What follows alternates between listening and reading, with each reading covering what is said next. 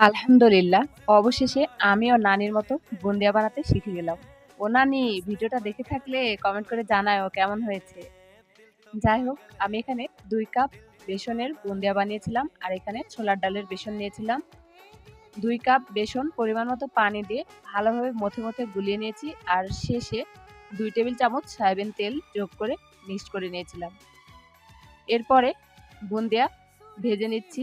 আমি কিছুটা সাদা ভেজে নিয়েছি আর কিছুটা ফুড কালার দিয়ে। আপনারা চাইলে আরও বিভিন্ন কালার দিয়ে মিক্সড করে ভেজে নিতে পারেন। আমি যে পারফেক্টভাবে বুন্দিয়া বানাতে পেরেছিলাম, এতে আমি অনেক অনেক অনেক খুশি। কতটা খুশি আমি বলে বোঝাতে পারবো না। রসে দেবার পরে তো আরও বেশি ভালো লেগেছিল। রস শুষে নিয়ে একেবারে পারফেক্ট বুন্দিয়া হয়ে গিয়েছিল। সবাই খেয়ে অনেক মজা পেয়েছে। ইভেন আমিও অনেক বেশি মজা পেয়েছি। আপনাদের কেমন লেগেছে কমেন্ট করে জানাবেন। সবাই ভালো থাকবেন। আল্লাহ হাফেজ।